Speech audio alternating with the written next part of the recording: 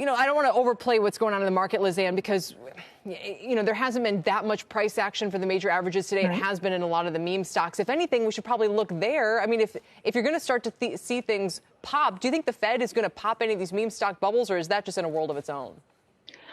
They would probably like to see some of these meme stock bubbles pop. Whether they feel there's anything they can or should do proactively to do that, I'm not so sure about that. I think we've really been in this pattern for quite a few months now, where you have these micro bubbles that through a process of rotation, you either get pricked, some of the air comes out, a lot of the air comes out, yet they feed on themselves again, and we seem to be back in that mode. The good news is even as some of these have popped in more spectacular fashion, it hasn't taken the overall broad market down with it, because I think the speculation is much more concentrated in those hot pockets, not in sort of standard pockets of the market, which I suppose is a saving grace. Right. And there's AMC again up 100% today, around 64. So let me kind of boil down the argument or discussion we were just having with Steve and Diane Swank a moment ago, which is whether the change in the labor force is structural or cyclical. How does that go back to the, whether you should own stocks or which type of stocks to own or what kind of inflation might be coming? We look at the CEO of Redfin, who says he's seeing clients. There are people retiring early. They're cashing in their homes or moving to cheaper parts of the country. They're out of the labor force, or at least they are for right now.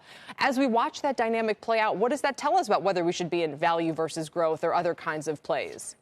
So I think we are seeing a somewhat typical transition from early cycle to mid cycle. However, the details are anything but typical, obviously, given the unique nature of this pandemic. And I think some of the post-pandemic trends around, how and where we work and how and where we live, I think are yet to be fully fleshed out. So we're going to have to watch that. I just think that really important in the current environment, especially given how much focus there's been in the last couple of cycles on all things passive, so index-based investing.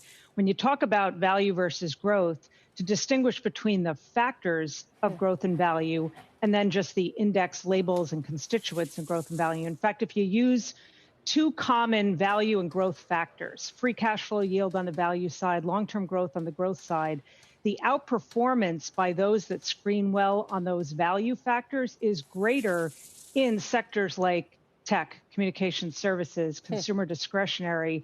And actually, it's the growth factor that's outperforming in a sector like energy, which is a classic value sector. So I think the factor of value still makes sense for investors. That does not mean put blinders on and only look for opportunities in the classic Russell or S&P value sectors. You can screen for value and look for value opportunities even in the typically growthier sectors. So I think that factor differential needs to be fleshed out a bit more, especially in this sort of soundbite era that we live in.